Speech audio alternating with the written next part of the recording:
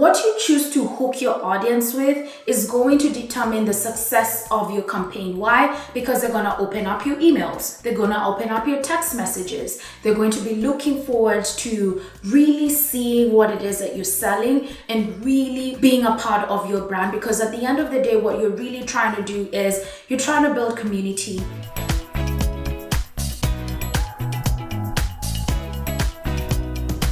It's the curse of every e-commerce marketer, brand founder, CMO, CEO to live in a world where we always have to do more.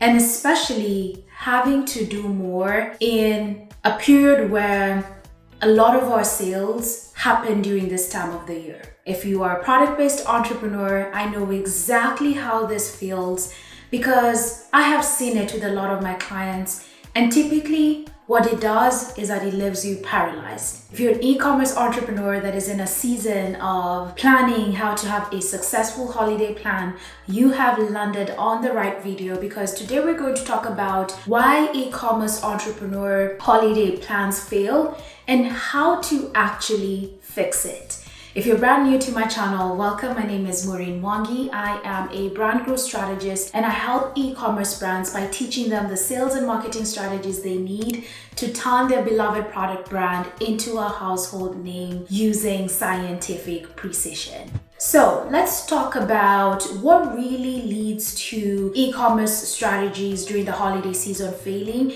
and how to actually address them. So what I've noticed, there are two things that typically happens. People think they need to do either deeper discounts or they need to actually do promotions to have a successful holiday. But I'm here to tell you, you do not need to do any of this. Why? Just like you are unique, your brand is unique.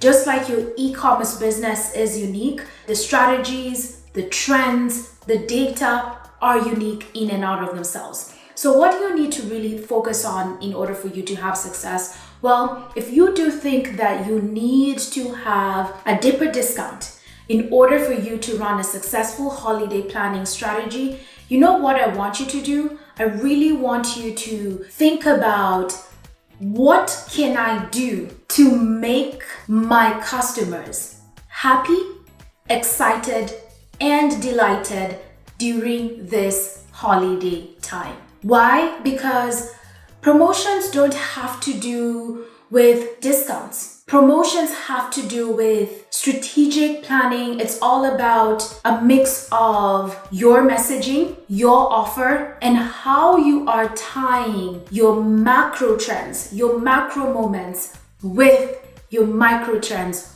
or your micro moments. And what does that entail? What that entails is basically driving relevancy amongst your consumers with what is top of mind for them in this season, right? What I would recommend thinking about, what is keeping people engaged during this time? What are people consuming? And I bet because you are a founder, you're probably looking at competitors, you're looking at what it is that they're doing. I'd invite you to look at what do you see on your feed, because I guess how the algorithm works is if you're interacting with a particular brand, your chances are high you're going to keep getting information within that space. What, in your opinion, is your consumer hearing over and over again, right? It could be maybe if you're in the health and wellness or in the health and fitness space, maybe they're hearing mixed messages around either doing a certain type of workout. There are people who talk about CrossFit. There are people who talk about high rocks. There are people who talk about just plain old high intensity interval trainings. There are people who talk about bodybuilding. A lot of that is what they're hearing, right? And then also that boils down into what they're going to consume, what their lifestyle should look like, being in a caloric deficit or having a huge intake of your calories. It can be confusing depending on who your audience is, but maybe your perspective is, let's take an inward and an outward approach to maybe we start off with looking at your hormones, looking at your blood work, getting a deeper look into the internal things that are happening in your body, then determining what exactly you need. Do you need supplements? Do you need to actually go and see a specialist that is going to take a look at your hormones? You sell whatever your narrative is. I really want you to think about how can you tie that micro moment to a macro moment to drive excitement and to drive relevancy. Why is this important? Because your audience is being bombarded with email campaigns during this holiday season, ads left, right, and center, generic campaigns that would be like, buy this for your loved one, buy this for X, buy this for Y. And I want you to stand out in that complex and saturated market by really finding out how can you tie in your brand's micro moments with what's happening from a larger perspective within your category, because that is what's going to drive relevancy. That is what's going to drive excitement, and that is what's going to determine what type of incentive you have. What you choose to hook your audience with is going to determine the success of your campaign. Why? Because they're going to open up your emails. They're going to open up your text messages. They're going to be looking forward to really seeing what it is that you're selling and really being a part of your brand, because at the end of the day, what you're really trying to do is you're trying to build community. You're trying to build obsession. You're trying to nurture people. And that is the optimal way of doing it. It's just being relevant with your messaging, being relevant with your mix when it comes to tying your macro trends with your micro trends, really also looking at your messaging during this period of time, looking at your offer and your conversation starter, what people typically call a hook, and bringing that together into a compelling holiday plan first before thinking about having a deeper discount. Because depending on what you're tying in, you could have a very, very, very different campaign, which now leads me to people thinking that they ultimately need to be running promotions during the holiday season. And I'm here to tell you that you don't need to. Why? Because each holiday plan should have an intent. You need to define the reason as to why you're going to have a holiday plan. In order for you to have a winning strategy, in order for you to have a successful campaign, you need to have reasons as to why you're doing it. Are you doing it to drive top line growth?